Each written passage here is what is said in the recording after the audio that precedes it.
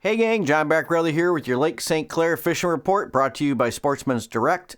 It is Wednesday, January 10th, and water temp at Belle Isle is back down to 36 degrees, and it's going to get colder than that. And this time I can say, and if you love cold, ice, and snow, it's headed our way like the Siberian Express.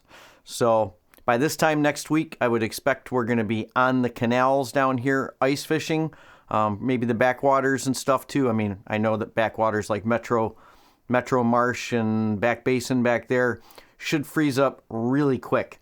And hopefully we'll see ice on the main lake sometime next week going into next weekend. There is a lot of wind forecasted with this big, massive Arctic outbreak that we're going to have. But all we need when it gets down to those temperatures that we're seeing, those single-digit temperatures, all it's going to need is literally a couple of hours out there where the wind lays down a little bit, and then things will lock up. It'll happen really fast. So let's keep our fingers crossed that we get a little bit of light wind somewhere in there, and then that main lake will freeze up. And once it gets coated over, once it gets skimmed over pretty good, and then, then the wind won't have nearly as much effect on it other than making thickness. So that's all I got to say about that, but the forecast looks great for the next, starting probably, I think, Saturday night going into Sunday, and then she just really drops off after that. And then the extended forecast has it staying cold. So keep our fingers crossed that happens too. We've been getting a pretty steady flow of fish in at the store for the guys that have been out fishing. We've been getting some nice perch. We've been getting pumpkin seed sunfish, rock bass, some crappies. Nothing huge yet, but these guys are mostly fishing from shore, and the weather has been kind of horrible. So there's a lot of fish out there. As far as boat launches for you guys, that if you think you're going to be getting out in the next few days, I don't think there's any docks in anywhere. I think they've got them all pulled now because they're expecting everything to lock up pretty quickly here too.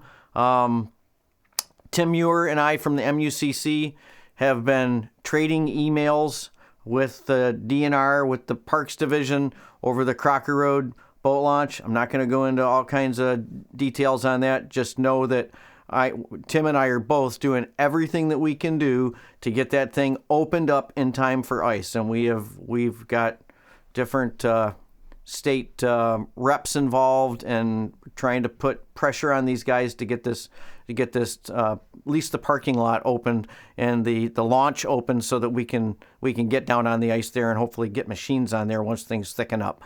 So, we're going to keep putting pressure on them. I'm not done fighting yet. And I know some of you guys are going to post and say it's never going to happen this year and all that. Well, I think it is going to happen, and we're going to make it happen. So anyways, perch and panfish fishing, judging by the pictures that we got there, guys are catching fish.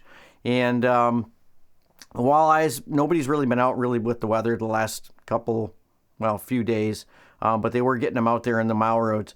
So just pay attention to all that, guys, because once it freezes up, that's telling you where you're going to want to go once we lock up. Like, I can tell you right now that there is an absolute ton of big perch in the Clinton River, and they're all the way up to Bridgeview. That Clinton River, even with it windy, is probably going to freeze up, and with the temperatures we've got coming, there's going to be places on the Clinton that you're going to be able to fish that you may not have been able to fish for years.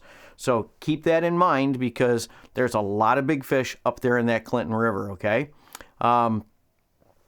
Let's see, trying to think if I got anything else to say. This is really going to be a pretty quick one, just because next week, we'll try to do a video next week as an update.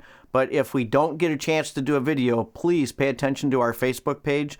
And I'll be posting regular updates there. A lot of times I'll do little short snippet videos as I'm driving around the lake, giving you guys updates on the ice formation or lack thereof. And so check out our Facebook page just in case we can't do a full-fledged fishing report next week. And I should ask Joshua, what's your schedule? You think we're going to be able to do one next week? Sure. We're going to try to do one next week. So hopefully we'll have an update. It'll probably be later in the week if we do one. We're going to give things as much of a chance to freeze up as we can before we shoot a video and get it out there for you guys. But I would anticipate that you're going to have a lot of options come next weekend out here for ice fishing. Maybe a little dirty because of, with the wind going back and forth and we had all that rain.